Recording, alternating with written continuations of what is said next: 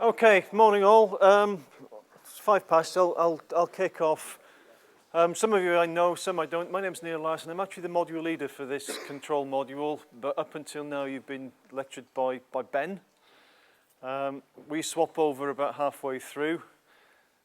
I should have taken over last week, but I was actually off campus. I was overseas, so Ben stood in for me, and he came to see me afterwards and sort of owned up. I think I gave him a bit too much last time.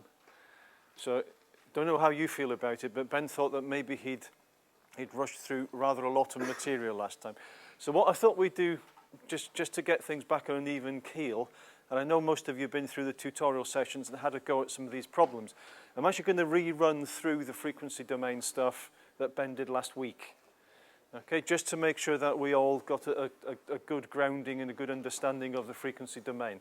So this is the same set of slides that Ben used for you last week. Okay, and what I'll do is I'll go through it all again, and if there are any particular bits that you found that passed you by, shall we say, last time, if you just give me a shout, we can go through those a bit more carefully. Okay, so this is about frequency response. All the analysis that you've done with Ben to date, excluding last week, we've really been staying in the time domain. Okay, we've been looking at how systems behave, and if you imagine drawing it as a graph, typically our graphs have had time on the horizontal axis. We want to see how they respond against time. Okay, and that's great. That's great for a number of things. It's very useful. But sometimes it's useful to know what happens or how a system responds, not so much in time, but in terms of a response to a frequency. Okay, now, those of you that are on the electrical awards are maybe a little bit more familiar with working in the frequency domain. Those of you who are maybe aeros or mechanicals, less so. In order for it to make a bit more sense to the mechs and aeros, if you imagine the scene that we're really concerned about how systems respond to, let's say, vibration. Okay, it's very much easier to understand that if we look at their behavior in the frequency domain. In other words, what happens when you shake these things? Okay, there's no point, for example, if you've got an out-of-balance gas turbine engine on an aircraft wing, so it's producing a sinusoidal vibration, there's no point understanding its response to a step input.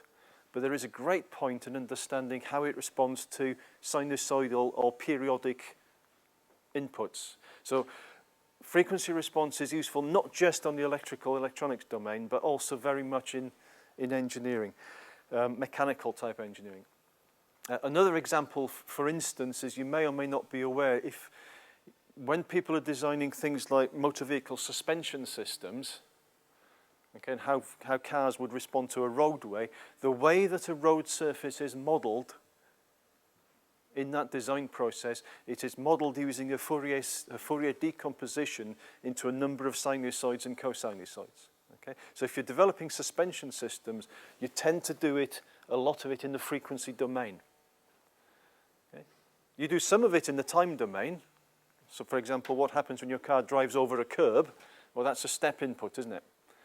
But if it's going along a bumpy road, what we're interested in there is how it responds to oscillatory inputs. Okay? So that's the frequency response and the frequency domain, and that's why we're interested in it. Okay, I'll run through Ben's lecture. You've seen these before, so I'm not going to waste too much time with them. And in fact, already gone. Where's previous? Okay, that's what we're going to do. Little chat about frequency response, which you know some of already. The concept of amplitude ratio and phase relationship, and system analysis. What we really mean by that is how we use them. Okay, how we use this periodic response. And also then at the end some system identification. Up to now you've done time responses, how systems respond to particular time, step inputs, ramp inputs, all that kind of thing.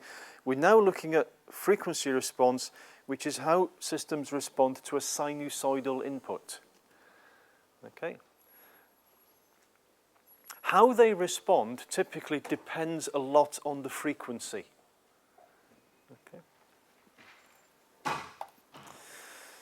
And we're going to use that data for system identification. In other words, we can use practical laboratory or data out in the field, practical measurements, to work our way back to develop a transfer function for the system. Instead of actually modeling it based on the masses and the springs and the dampers, we can actually produce a transfer function based on experimental data.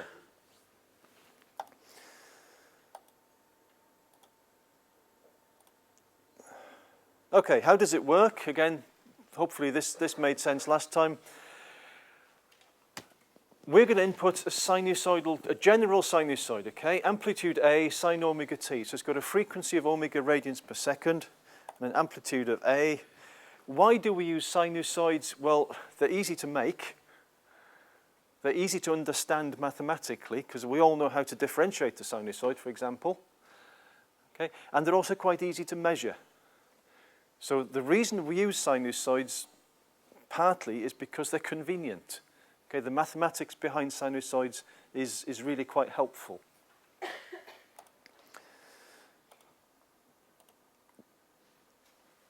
For this module, pretty much, not quite all, but pretty much everything we do is constrained to looking at linear systems. Okay, which is a bit unreasonable, because when you go out into the real wide world and start to model, real things, aircraft or electrical circuits, you do tend to find non-linearities in there. But as an introduction to control theory, we stick with linear systems. The nice thing about linear systems is if you put a sinusoidal input into them, you will get a sinusoidal output. Okay, it doesn't change shape at all.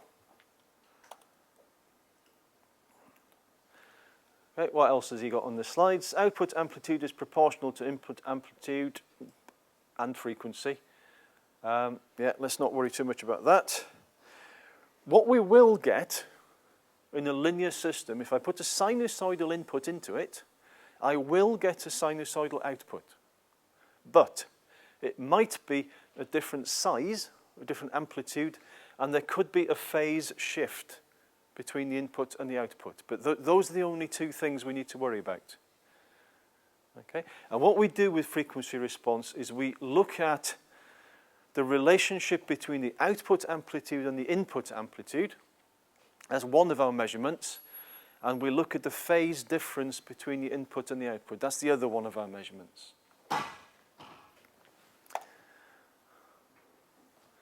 Okay, both of those things typically tend to be dependent upon the frequency of the sinusoid.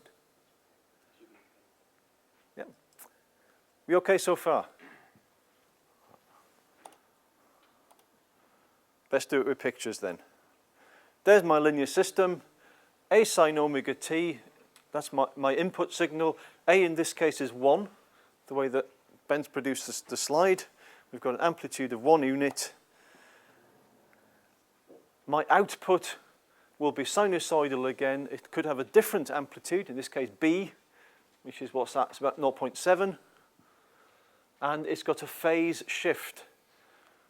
Okay, so those of you that are less familiar with working in the frequency domain can see that the output curve is actually moved along the time axis a little bit.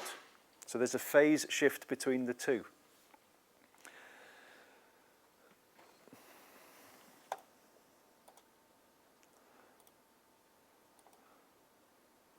Well, there's the measurements that I took. That's A and B. The amplitude ratio is the output amplitude over the input amplitude.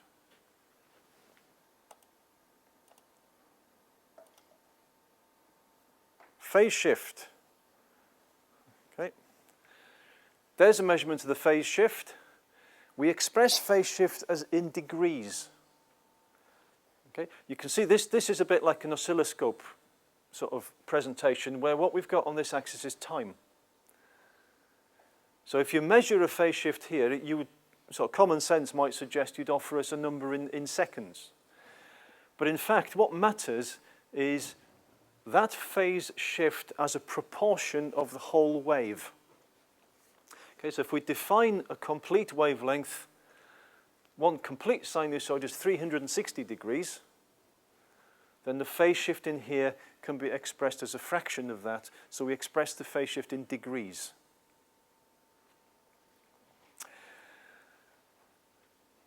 If the output comes along after the input, which this is doing, okay, that output is crossing the 0 line after the input, we would refer to that as a phase lag. It's lagging behind. Okay? And by convention, we would then give that a measurement in degrees that is a negative number. Okay, so phase lags are negative. And most real systems, things that involve masses and dampers and springs, not all of them, but most of them tend to be lagging systems, so you tend to get negative phase angles.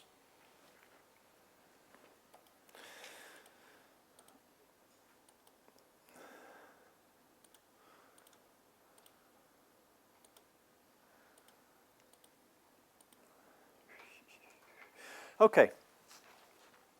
So that's the theory behind it, and we can gain data experimentally. Okay, or, there should be an or in there, I guess, it can be gained from the transfer function. Did Ben talk to you about the practicalities of getting this data experimentally? Did he do a frequency response test here? Because I'm going to. I'm going to ask for 2 volunteers from the audience. They're twitching now. He's looking away. Do you mind just stepping forward a minute? I'll only embarrass you a lot. It's okay. Somebody else? Go on, gents. Come on in. One of you. Right. What I'd like you to think about, okay, what we're going to do now is we're going to do a frequency response test on a position control system. Right. And one of these gentlemen is going to be the input quantity. And what I'd like you to do, if you guys can face each other, I should say, so you're fingertip to fingertip distance, not touching, okay? Arms outstretched, okay? Now, can I ask you to be an input?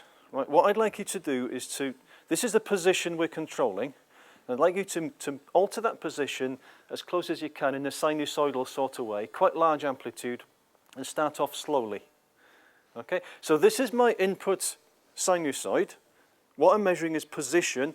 This is A sine omega t, and omega is quite slow. This is my position control system, and this is the output. And what I'd like you to do is to follow his finger with yours. Keep pointing at his finger as accurately as you can. Okay, so we've got a position control system, which is this chap's eye, brain, muscle sort of stuff. What's the phase? Well, what's the amplitude relationship? Are they roughly the same size?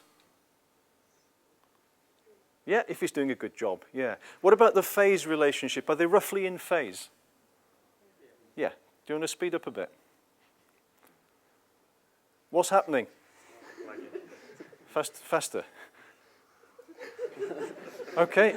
Thanks, Jen. Sorry about that. Okay. Do you get the idea? As the frequency increased, it got more difficult for my control system over there to actually be able to keep up. So the ratio of input amplitude, which was pretty constant, because it was easier for you because you're in control in a sense in that situation, the input amplitude was reasonably constant. Because it was getting more difficult to sort of keep up, what tended to happen was that the output amplitude was starting to get smaller. Because by the time you were trying to catch up, he'd already changed direction, was coming back again. So that amplitude got a bit smaller. Also, as the speed went up, it was more difficult for him to keep up and point precisely finger to finger, and he was a little bit behind. So there was a phase lag being introduced. Okay, so we've just done a frequency response test. And that's all there is to it. Okay, it's usually slightly less embarrassing than that because you do it on pieces of equipment, but hopefully you get the idea. And what we do is we take measurements at different frequencies to see what happens to the amplitude ratio and what happens to the phase shift. Okay, so that's that first bullet point. We can gain this data experimentally. We can also work it out from the transfer function. Okay? And strictly speaking, that OL represents open loop. But we can do it not just from the open loop system. What we had there, this control system we just demonstrated, was closed loop. Okay, so we can gain this information from any transfer function. Later on, there's a particular significance to why we do open loop testing. And the reason for that is because if we understand the open loop behavior, we can predict what would happen if we closed the loop. Okay? So that open loop that Ben's put in the slide is a little bit misleading. We can get this data from any transfer function. Input a sine omega t. Up until now, we've been using the Laplace operator, haven't we, for differentials. If you look at what happens when you differentiate that sinusoid, what you get effectively is a variation, goes from ae j omega t to j times that. So when we differentiate, if you think about the processes, we can, instead of using the Laplace operator s, replace it with j omega.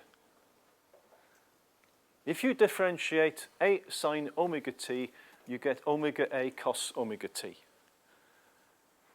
Okay, so the act of differentiation introduces a 90-degree phase shift, which I'm representing by the j here, and an increase in amplitude of omega. Okay, so that act of differentiation, which we represent by the Laplace operator s, we can also, in this particular circumstance, represent with a j omega. And that is only true when we're using sinusoids. Okay, no other signal. Why do we want to do that? Well, so that we can do some calculation. There's a first order system. If I can replace the Laplace operator s with j omega, this then becomes a function of j omega, and I get that. That's my first order system. Okay. And we could do the same for a second order system. But first of all, let's just focus on our first order system behavior, just here. When omega is small, very low frequencies, what does that look like? What does it become when omega is very, very small? 1. Is there a phase shift associated with it? No, because the j component is very, very small. So my standard form first order system at very low frequencies tends to become 1 over 1. It's got an amplitude ratio of 1 and no phase shift. Okay. What happens when omega is very large?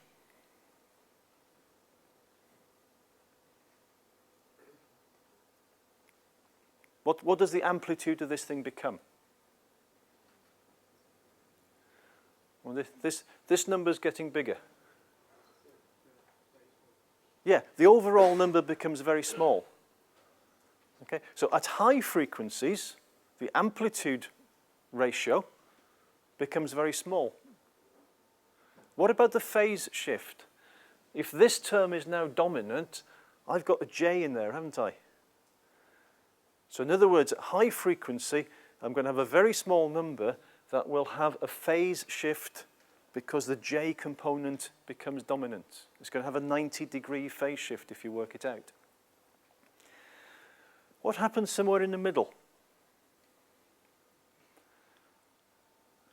Okay. What I'd like you to consider is what happens at the middle in this particular case. Do you remember what tau is? For a first order system, what does tau represent?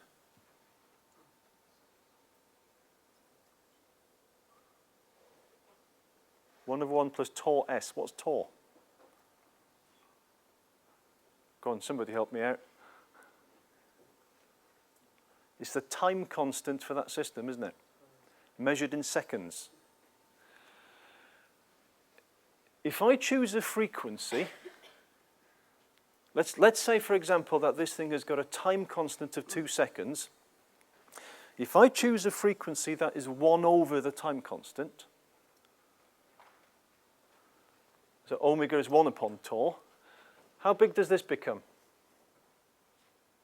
1. And how big is that? 1. So neither of these terms dominates. Okay? So what I get then is that the amplitude ratio is 1 over 1 plus 1j. Okay? And what do you think the phase angle is going to be? High frequency is 90 degrees, low frequency is nothing. What do you think it is when omega is 1 upon tau? 45. Strictly speaking, minus 45 in this case, but yeah, it's halfway through the phase change. Okay, and the amplitude, bearing in mind that these two are at 90 degrees to each other, so we do a vector addition, is the amplitude ratio is about 0.7.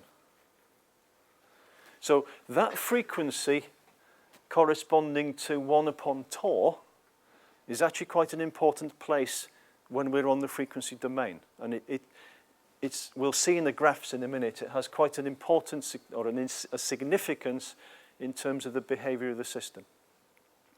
We could do the same for a second order one. We're used to seeing these standard forms. In this case, the frequency of interest is actually omega n, okay, which you've come across already when we're looking on the time domain.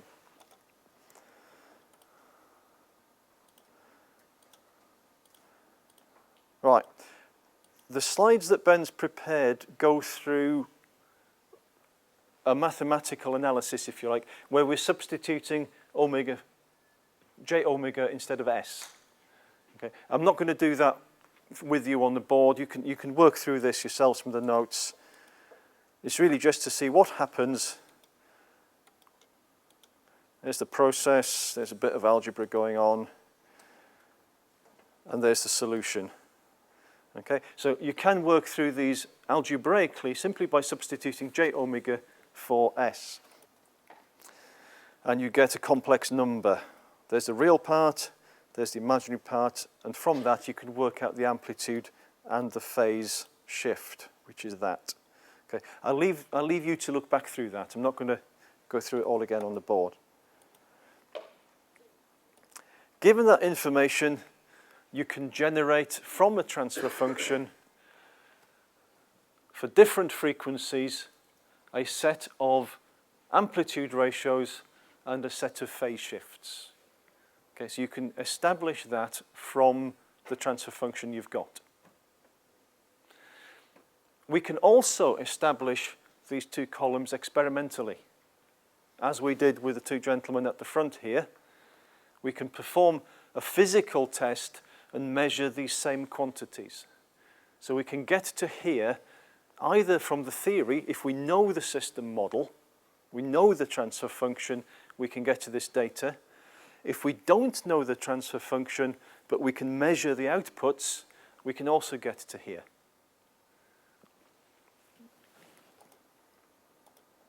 So, what do we do with those two columns?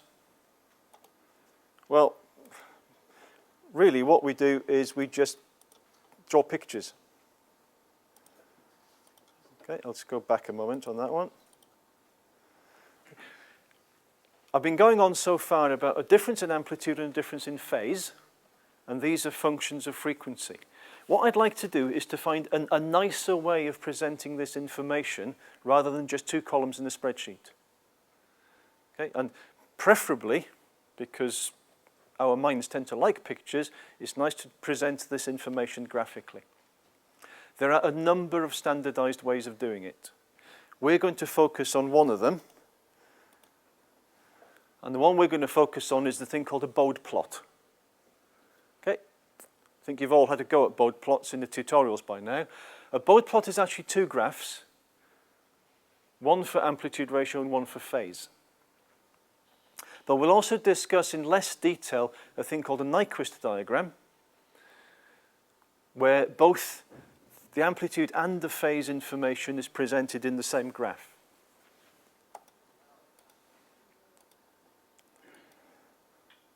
Nyquist diagram is a polar plot.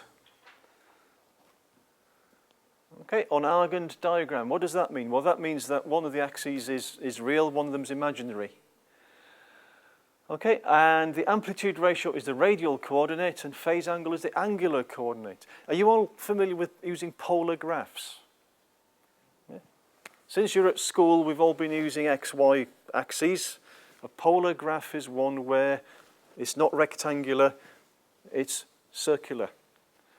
Okay, and the two measurements we take is the distance from the middle, the radial distance, and the angle from 0 degrees. And 0 degrees in these kinds of diagrams is always out at 3 o'clock, okay, out to the right-hand side. Hopefully Ben will draw us one in a minute. That's slightly unfortunate in that this looks as if it's cut and paste from MATLAB. And MATLAB has one of the issues in that it insists on drawing these nice polar plots on rectangular graph paper, which is a little bit irritating. If you were doing these manually, I would give you polar graph paper to do it because it's much easier that way. Okay. There's the origin, 0, 0. The way these things work is that for each point on the locus here, the distance from the origin is the amplitude ratio. So it starts here where the amplitude ratio is 5. And as you can see, as we wind in along this curve, the amplitude ratio is getting slower and slower. Smaller and smaller. The phase shift, well again, 3 o'clock from the origin is 0. So we start off with a phase shift of 0, and we're going negatively. The phase shift is gradually increasing as we wind around clockwise. So for example, whereas 45 degrees is about there, isn't it? That point there would be approximately minus 45 degree phase angle from the origin. And that phase angle keeps winding up. It gets past 90 degrees and it comes into the origin from the left-hand side as you're looking at it. So the maximum phase shift on that one is actually minus 180 degrees. But by the time it gets there, the amplitude is really small. Okay, so that combines the amplitude and the phase information into one graph. And again, if you work through this, there's the 45 degree one. There's one at 180 degrees, and that's the end of that. Bode plots. Okay, you've got access to this PowerPoint, so go back through it. Okay, the Bode plot is actually two graphs, and this is the one we're going to be focusing on more. One of them is the amplitude ratio against frequency, and the other one is phase angle against frequency. I say two graphs, but we quite often just plot them on the same piece of paper, because the frequency axis is the same for both of them.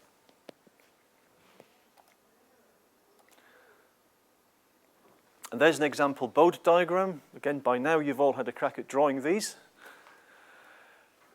Things to note, and certainly the group that I spoke to yesterday morning, I think it was, if you're not familiar with the use of logarithmic graph paper, this is where you need to get some practice in, okay?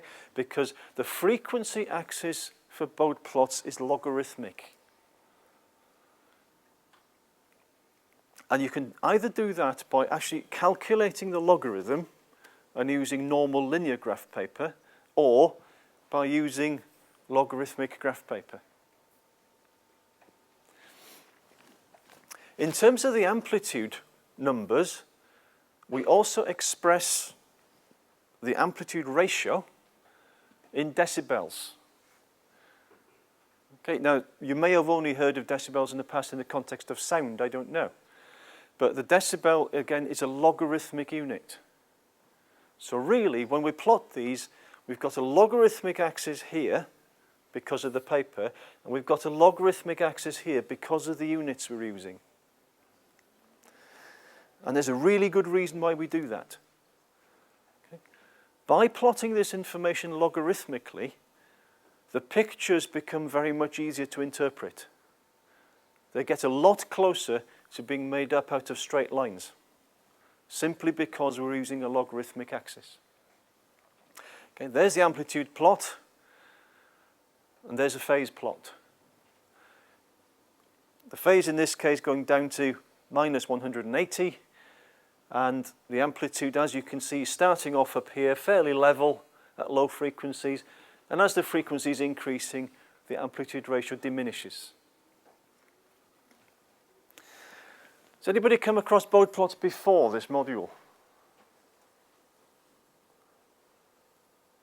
No?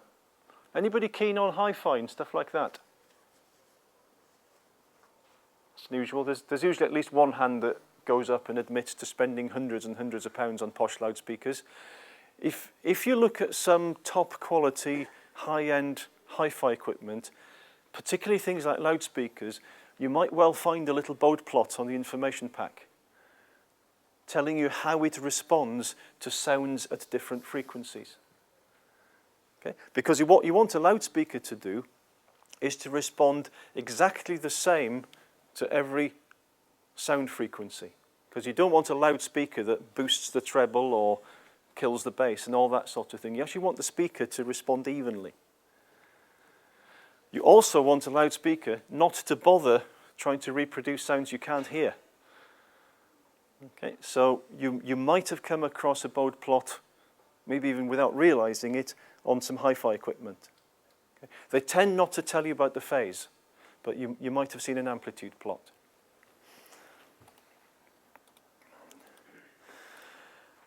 That's how we produce decibels. The amplitude ratio in dB is 20 times the log to the base 10.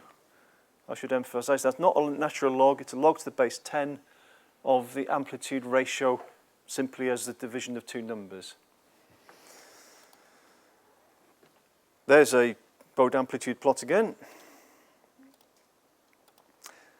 The phase is measured in degrees and again produces this phase plot.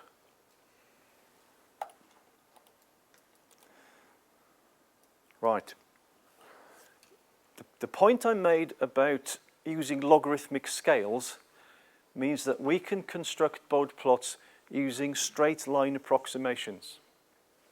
Okay? Standard forms like a first order shape or a second order shape and all those kind of things tend to produce fixed patterns of Bode plot. Okay, and these are referred to typically as asymptotic approximations. Well, that's what we call them in an exam question. Face-to-face is a straight line approximation. Okay? Asymptotic just sounds a bit better. There's an example. Seen that a couple of times already.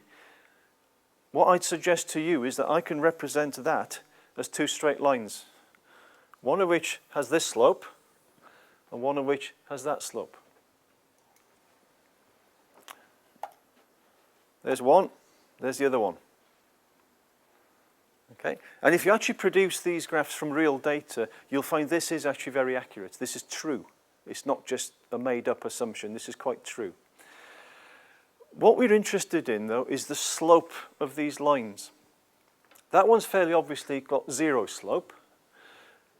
And what about this one? Well, I don't know. Let's have a look. It goes down from just under 10 decibels over there to just under 30 decibels there. And that distance there, if you look at the scale, is a factor of 10. Okay? We'd refer to that factor of 10 as a decade. In this case, it's from a frequency of 10 to the naught, 1 radian per second, up to 10 radians per second. So that has gone down by 40 decibels per decade. Okay, and the slope units we talk about are decibels per decade. The slopes you'll come across, for mathematical reasons, will always have multiples of 20 on the gradient. So that can be, that one is 0 decibels per decade. This one is minus 40 decibels per decade. You will also get plus or minus 20, plus or minus 40, plus or minus 60. You will not get a straight line approximation at 30 decibels per decade. Okay, they shouldn't exist.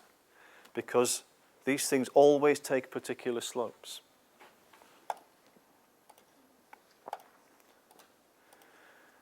Okay.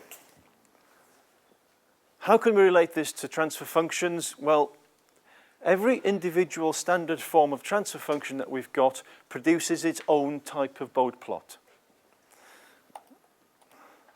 And there's a Word document on the Blackboard site as well, which contains all this stuff. And this is a set of Bode plots that correspond to particular transfer function shapes. Top one is a gain. Straightforward gain, just makes things bigger or smaller. It doesn't affect the frequency. It doesn't affect the phase. So that one, differentiator, integrator. Next page should have some more.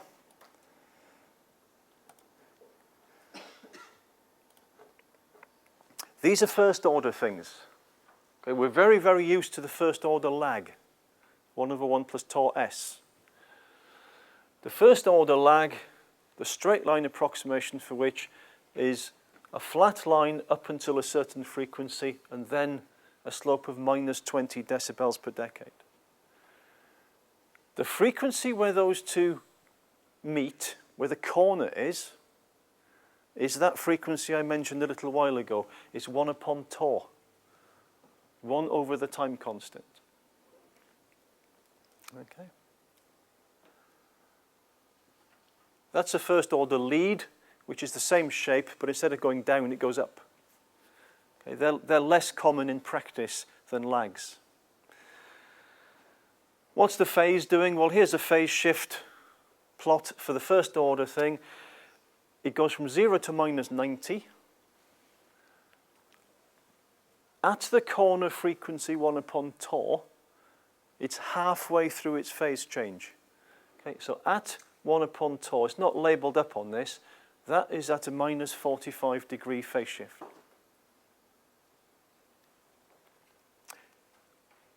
The whole phase shift takes 2 decades to happen. It's quite a spread out sort of event. Okay, so roughly speaking, from 1/10 of the corner frequency to 10 times the corner frequency is how long it takes for the phase shift to sort itself out. Second order systems, very similar, but what you notice here is that the slope here is steeper. It's twice as steep, minus 40 decibels per decade. And the phase shift is also twice as much. It goes to minus 180. Again, at the corner frequency, it's halfway through the phase shift.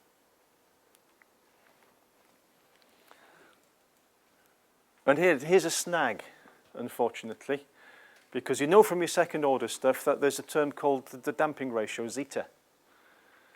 Okay? Zeta changes these pictures a bit.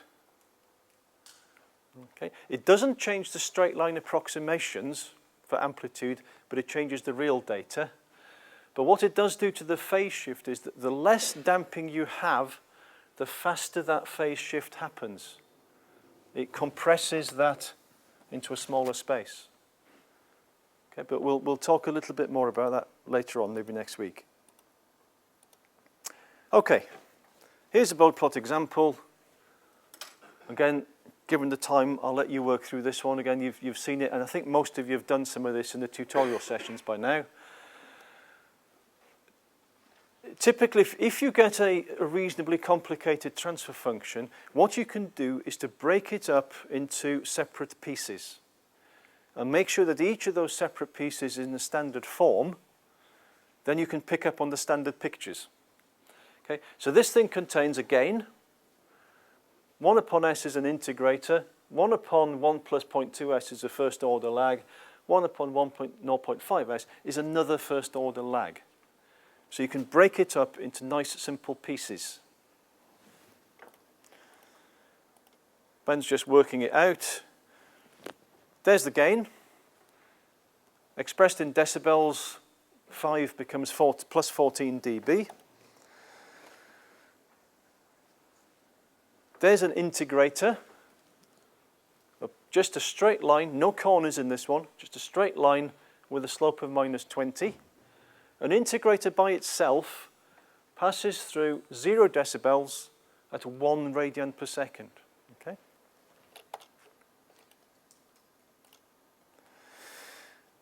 There's the first of the lags with a corner frequency at 5 radians per second. And there's the other one with a corner frequency at 20 radians per second. Now what we do, which again is slightly unusual for a lot of you, is we add up the pictures. Okay. Why do we add them up? Well, if I can go back far enough, in fact I'm not going to bother because of the way the screen works. If you recall, our transfer function was a product, 5 times 1 upon s times the first order log times the other one. So how can I combine the plots when they're all multiplied?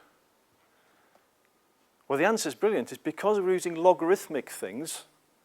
If we have to multiply the numbers, what do we do to the log of the numbers? We add them up. So because we've expressed this information on the Bode plot in a logarithmic way, all we need to do is to add up the pictures. So there's the first two elements, which is the integrator in red and the gain in green. If you add them together, is he going to do that? No, he's putting all the separate ones on first on his slides. Okay, that's the one of the first order lags. And that's the other first order lag. And physically, all we would do is add them up. Yeah. I think that's worked. He's now added the gain and the integrator together to produce that blue one.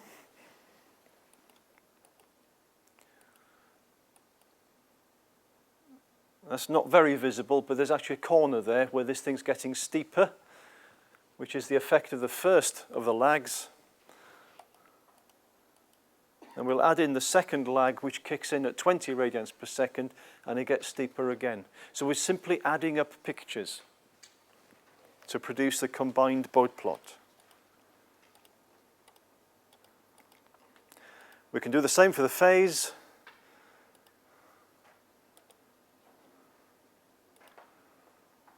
And there's a real Bode plot. Okay, that's how we produce Bode plots from transfer functions. We can also plot them directly on the piece of graph paper from experimental data. If we do it that way, we can then work backwards. If we've got experimental data that produces this plot, I can then work backwards to find the transfer function. It's a process called system identification. Okay? And if we acknowledge that these straight line approximations are made up out of building blocks of integrators and lags and leads and all that, we can identify them and then work backwards to a transfer function.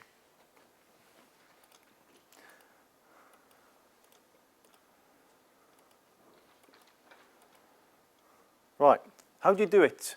Do the experiment, plot the data on the graph paper. Step 2, fit asymptotic approximations to the amplitude data. In other words, get the ruler out and make some straight lines fit on your data, bearing in mind that the slopes must be at multiples of 20 decibels per decade.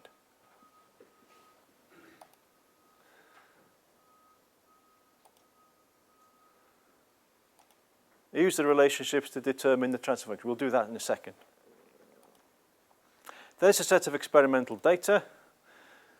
Producing those data points, the green one is the phase, the red one is the amplitude.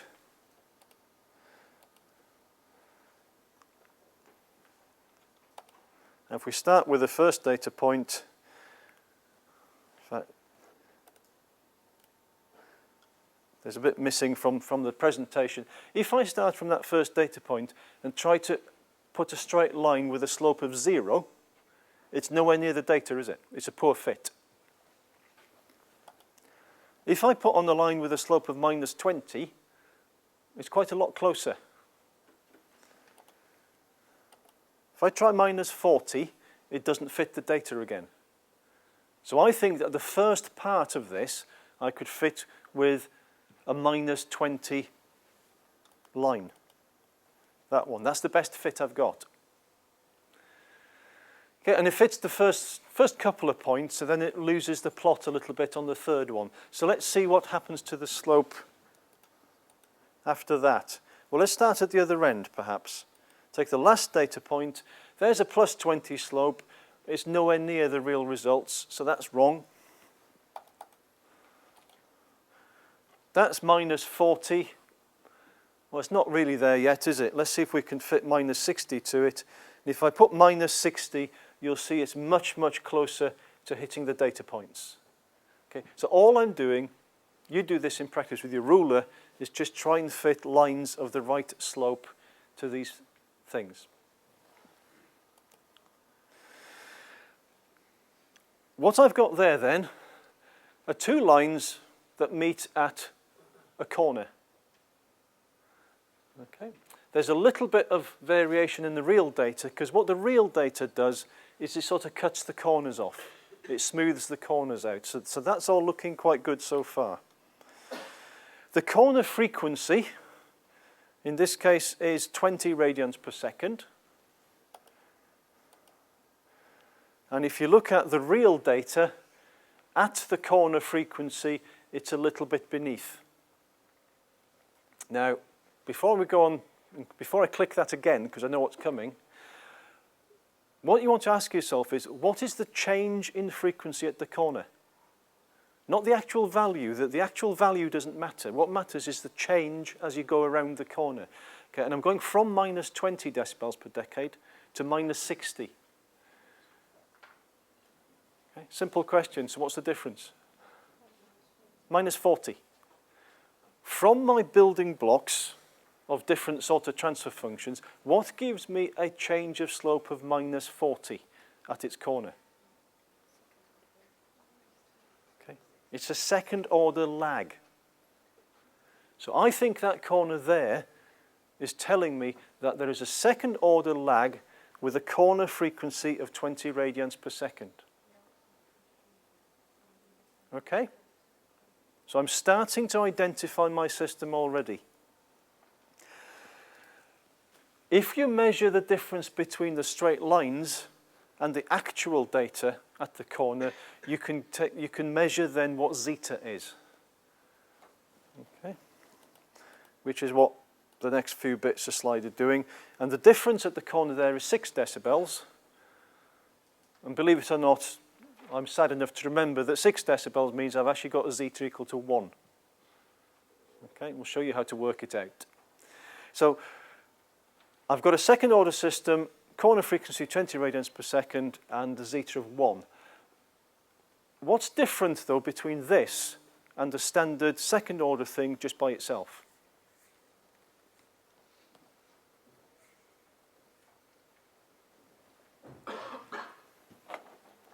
What's happening over here? A second order lag just by itself would be level, wouldn't it? It wouldn't be coming downhill already. It would be flat and then turning downhill. So there's something else going on here. Something is putting in minus 20 decibels per decade of slope all the way back to the low frequency end of the picture. Okay? There are no corners, but something is putting in minus 20 decibels of slope. Any ideas what that could be? Close. It's an integrator. Okay. 1 upon S. If the S is in the bottom, you tend to go downhill. If the S is in the top, you go up. Okay. So yes, it's an integrator. So there's an integrator present here as well. So I've got a second order lag and an integrator. We're nearly there now. We nearly understand this system just based on this data. There's only one thing left to consider, in fact. And the only thing left to consider is there any gain? Okay. Now, if I ignore everything sort of from here upwards and just look at that left-hand side of the picture and say, okay, that's an integrator. We've had that established. An integrator by itself would cross the 0 decibels axis at what frequency? 1 radian per second. Is this crossing that axis at 1 radian per second? Well, no, it's not. It's crossing that axis at something more like, where are we, 5 radians per second. Okay? So in a sense, you could imagine that whole line has been lifted up to move it to that place. In other words, there's a gain present. A gain has lifted the whole picture up. So what we need to do is to work out the gain. The cheap and cheerful way of doing it is if you could actually measure the gain at 1 radian per second. Okay, that's the nice easy way of doing it. So you might want to, again, get your ruler out and extend the lines and measure things and do it that way. Or there are, if you like, nicer, more analytical ways of doing it, which I haven't got the time to go through right now because I've got to stop. But I reckon this system has got a gain K of, wild guess, about 15 decibels, which I can convert back into a ratio. It's got an integrator term, 1 upon S, and it's got a second order lag term with an omega n, a corner frequency of 20 radians per second. So just from that set of experimental data, I've produced a mathematical model of the real system.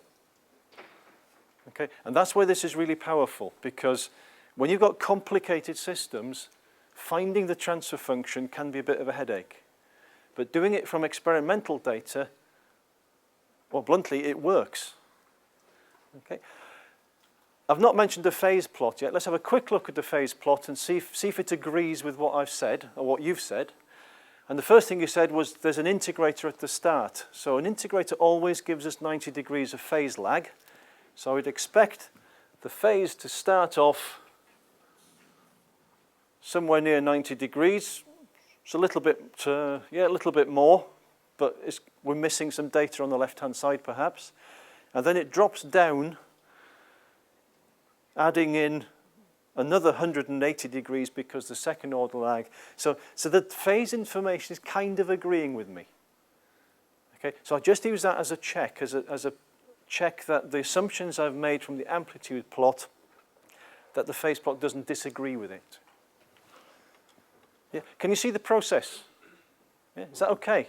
Experimental data plotted on these things, a little bit of work with a straight line ruler, and we can evaluate real transfer functions for real systems.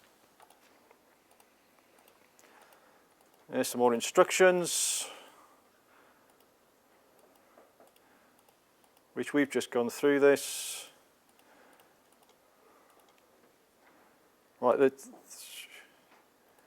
for those of you that are reading through the notes, Ben's taken this a step further. Okay, and it says here, indicates 2 coincident first order lags. Okay, what I was describing as a second order corner, you cannot, for zeta equals 1, you can also describe it as 2 first order corners in the same place.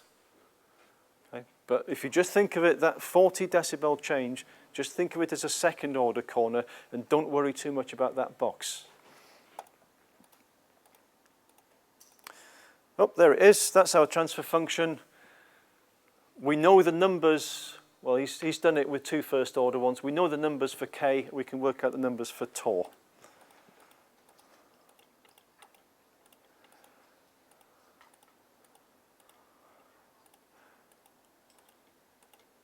Today's lecture, identical to last week. Okay?